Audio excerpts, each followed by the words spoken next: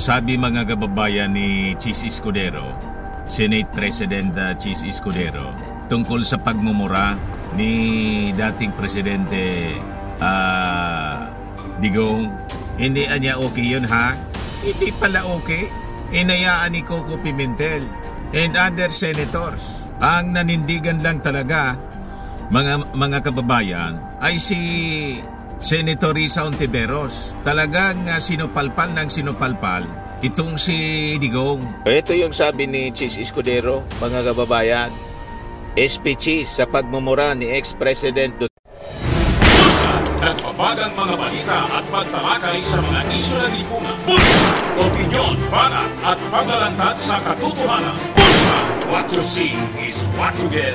You decide. Duterte sa Senate hearing. Hindi okay yun ha? Yan ang problema sa inyo. Inayaan ninyong gawing palengke ni Digong yung Senado. Tingin kasi ni Digong sa inyong mga senador, mga inotil kayo. You see? Laging nagyayabang si Digong doon. Kailang hindi siya umubra mga kababayan sa kayabangan niya kay Risa Hontiveros. Sabi pa nga ni Digong, referring to Risa Hontiveros, gusto niyang palabasin, mas magaling siya, well experienced siya.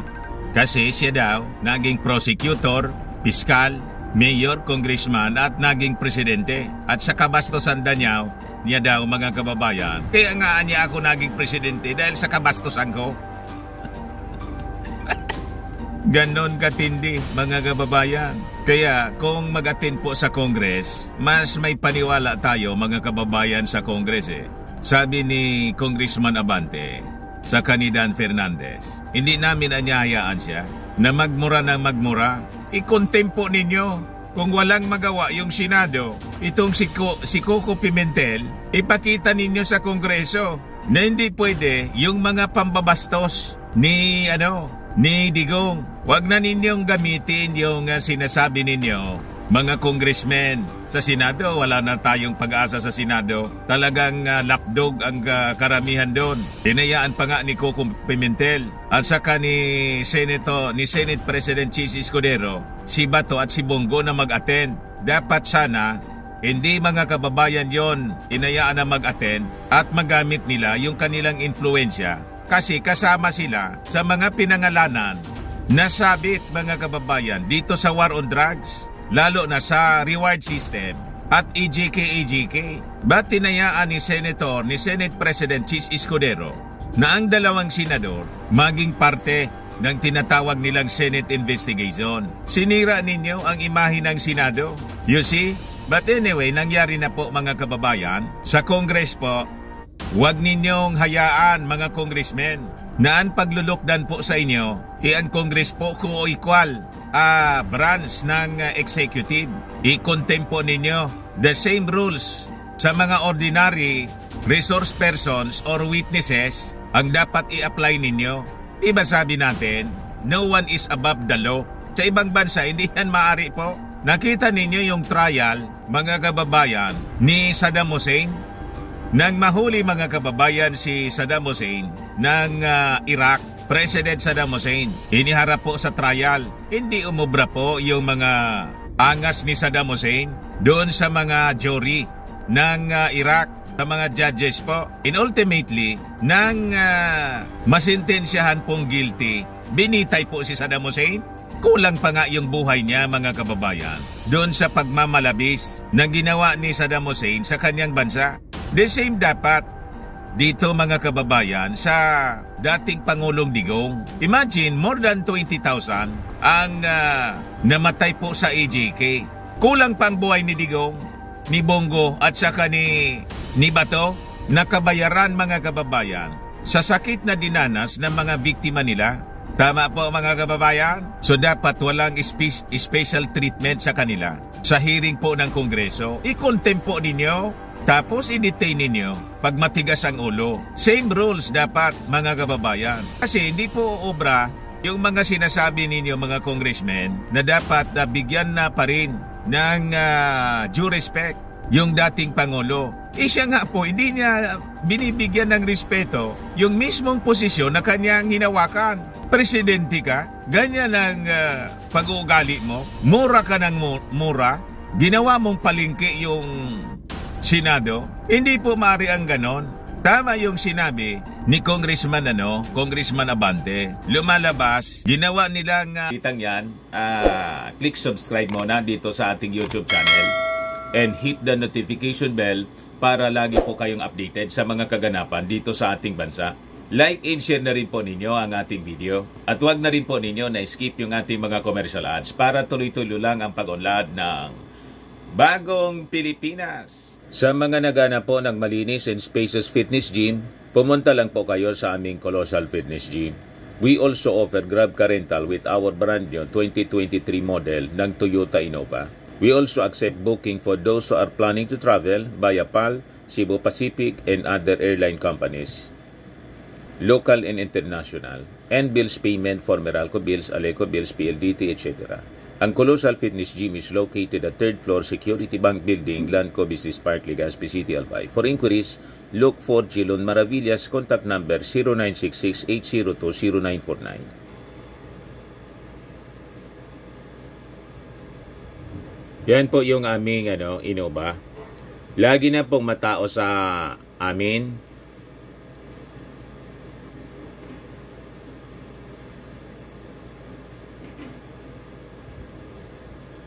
Yan po mga bagong clients namin. Napakaganda at colorful at napakalinis ng aming gym po.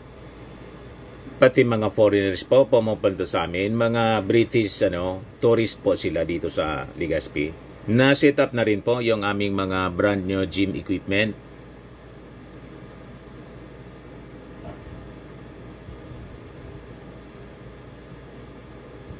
May treadmill na rin po kami. Ito naman po yung bago naming product na binibenta online. Eye Glow Serum, whitening po siya. Tingnan ninyo yung epekto sa aking anak na architect before and now. Yung mga inquiries po ninyo, dumiretso na lang kayo sa kanyang Facebook account, Riz Maravillas. Ito naman po, Firmax Firming and Lifting Cream. Pinapahid po sa mga pulses and affected area. Mainam po sa paninigas na mga kaso-kasuan. Ito naman po, Automax Radiant Serum. Sa mukha naman yung application, anti-aging po siya. You will look 10 years younger than your age. Sa mga cancer patients naman po, baka lang gusto ninyo itong itry. Neng siya red mixed fruit drink. Hindi mo po siya gamot, food supplement siya. Kaya lang, gawa siya mga kababayan sa goji berry. Yung goji berry may anti-cancer properties. O ngayon, yung mga inquiries ninyo, dumiretso na lang kayo sa aming messenger sa Facebook para masagot namin agad. Ayos pa? Ayos na ayos anya, Mr. Maravilla. Normalization anya.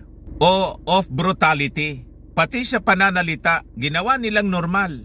Kaya ang nangyari, after the presidency, and even during the presidency, pinauso yung mga pagmumura. Kaya tingnan ninyo, sa social media mga kababayan, yung mga followers nila, walang habas sa mga pagmumura. Which is no, sana. Ginawa nilang normal. You see? And because of that, yung ating mga kabataan, mga kababayan, gano'n na rin yung pag-uugali. Sumama yung mga pag-uugali. Kasi, yun ang natingala. Yun ang nakuha nila sa ating dating leader na si Digong. Huwag ninyong hayaan po, mga congressmen. I-contempt po ninyo. I-detain pag matigas ang ulo. Bahala siya sa buhay niya. Wala nga siyang remorse sa mga ginawa niya. Kaya mga kababayan, all praises si dating Senador Ping Lacson kay Risa Ontiveros. Kapuri-puri naman talaga po. Si Risa lang po ang hindi nagpasindak at never niya binigyan ng special treatment po. Yung dating Pangulong Digong. Sinupalpal niyang sinupalpal. Ayun, napaamin mga kababayan. Yes, sabi po ni Ping Lacson, only one anya consistently and steadfastly stood up to preserve the dignity of the Philippine Senate. Kita ninyo, referring to Risa Ontiveros. Si Risa lang po nanindigan. The rest, wala po, mga lampa, mga inutil. Former Senator Ping Lacson, lauded Senate Deputy Minority Leader Risa Ontiveros as the only one who consistently and steadfastly stood up para niya ma-preserve yung dignity ng Philippine Senate. During the Senate Blue Ribbon Subcommittee Inquiry into former President Rodrigo Duterte's bloody war on drugs. Sa kanyang post, mga kababayan, sa X, sabi ni Ping Lacson, yesterday the upper chamber was invaded by the former President of the Republic. Only one consistently and steadfastly stood up to preserve the dignity of the Philippine Senate. She happens to be a woman who answers present during a roll call. Her name, Risa Hontiveros. O nakita ninyo?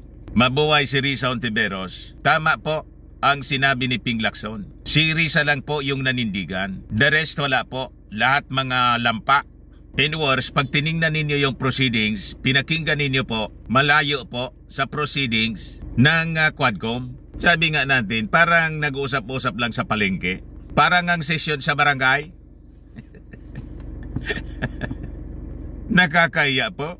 Hinayaan ni Coco Pimentel na dumaldal ng kung ano-anong masasama si Digong. At kahit na yung yung opening statement pa lang ni Bongo po, wala sa hulog. Sabi ko nga, parang nagsuna na itong si Bongo. Ginawang kampanya, yung Senate hearing. Unang-una, si Bongo pagkatapos si Bato, dapat ibinawal sa kanila yung mag-participate sa Senate hearing kasi kasama sila, mga kababayan, sa inaakusa. Kasama ka sa inaakusa pagkatapos kasama ka sa mag-iimbestiga.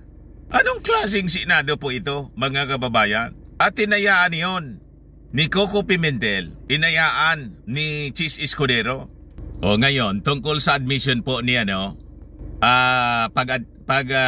pag-amin ni Digong, sabi po ni Congressman Abante, Duterte's admission na niya of responsibility in drug war killings could trigger local and international prosecution or ICC. Sabi po ni Benny Abante, co-chair of the House Squad Committee investigating alleged extrajudicial killings linked to Duterte's drug war, said, the former president's statements could intensify legal action. The recent admission could open the doors for legal action niya, both domestically and internationally, like the ICC, sabi po ni Abante. Abante argued that Duterte's statement provided grounds for agencies such as the DOJ and the Office of the Ombudsman to initiate an investigation. We owe it to the Filipino people to pursue justice without fear or favor, stressing that even Duterte's aides should not exempt him from accountability. Tama po. Panawagan tayo, mga kababayan, sa DOJ, saka sa Ombudsman. Expedite na po ninyo ang case build-up. Kailangan papanagutin ang dapat managot. Pag hindi po, mauulit ang ganito. Ma-embolden ang mga tulad ni Digong. Kailangan po na papanagutin para hindi na po maulit. Abante also questioned Duterte's claim that the drug war protected innocents, noting many civilian casualties.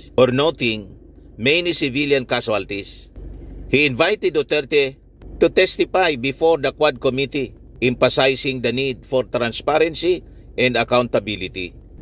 He further criticized Duterte's public calls to kill as statements that emboldened law enforcement. I'm not against the war on drugs. I am all in favor of it. Pero palagay ko naman sa napakaraming napatay na mistaken identity at drug user lamang, that is something to investigate. So tama po, huwag ninyo pong tigilan at huwag ninyong paintulutan ng angas ni Digong. Halimbawa, mga kababayan, na mag-attend siya sa Quadcom. Pero tingin ko baka hindi po mag-attend. Kung hindi mag-attend, i-contempt po ninyo. Tulad ng ordinary citizen, i-contempt po ninyo at ipa-arrest ninyo si Digong. Tulad ni Pacquiao, tulad ni Wanted, tulad ni Harry Roque. Dapat pantay-pantay tayo sa batas. Tama itong sinabi po ni Congressman Valeriano ng Manila. Tinawag pa niyang salot si Digong. Sabi dito sa Impact Leadership, salot, former President Duterte is not the law, not above the law. He is a plague.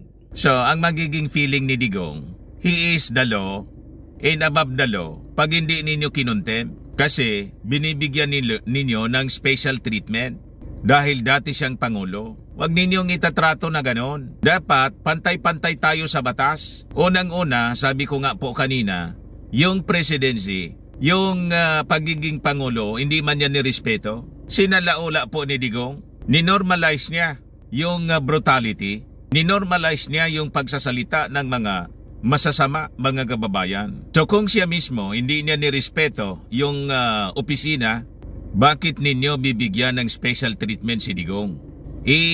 Tulad ninyo po kay Saddam Hussein, President Saddam Hussein ng Iraq. Alam na ninyo yung sinapit ni Saddam Hussein? Tinugis ng Amerika po, nagtago po sa sa imburnal, at nang mahuli po, ikinulong, isinailalim sa trial. After the trial, found guilty, binitay po si Saddam Hussein. So dapat ganon, mga kababayan. Kasi sabi nga natin, kulang pa yung buhay nila, 20,000 plus or close to 30,000 yung nangamatay, mga kababayan, without a due process.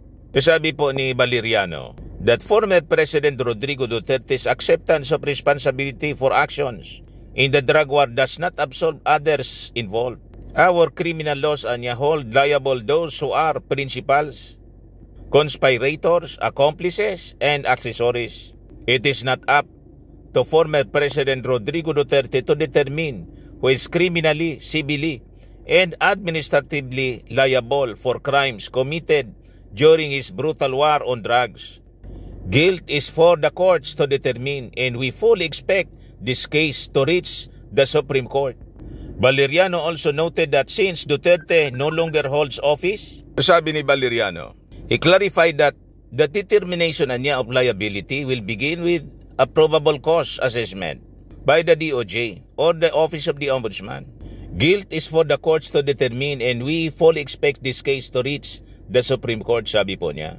And si Digong niya, wala naman siyang immunity, presidential immunity under the 1987 Constitution kasi wala na siya sa opisina and cannot be impeached or face administrative charges. However, pending charges against him remain before the International Criminal Court, which he may need to address before local courts proceed with any cases. He is not a hero, he is not God, he is not the law, he is not above the law, he is a plague. Valeriano further remarked that the House looks forward to Duterte's appearance at the Quadcom public hearings where they plan to question him in depth. Our findings and recommendations will be based on evidence. We will forward our findings to the DOJ. What happens after that will be up to them, sabi po niya. So mali po ang ginagawa ninyo sa Congress, lalo na sa Senado. And we hope dyan sa Congress po, magpakita po kayo ng pangil. Kaya hindi kayo nire-respeto ni Digong at ng kanyang pamilya, si Inday, kasi binibigyan ninyo ng special treatment. Hindi nga kayo trinato, dinisrespect na nga kayo paulit-ulit. Di ba may kasabihan po tayo, mga congressmen? Respect begets respect. Hindi sila marunong rumespeto, huwag ninyong irerespeto ang mga tao na hindi marunong rumespeto. Naintindihan na ninyo, mga congressmen? Ginawa kayong kiko-kiko, huwag ninyong papayagan na i-disrespect ang ating mga institusyon. Si Digong nga, hindi niya nirespeto ang kanyang opisina. Pagkatapos kayo, nire-respeto ninyo, itrato ninyo si Digong bilang ordinary person. Dapat ganon. Kahit pa siya dating Pangulo, no one is above the law. Tama po?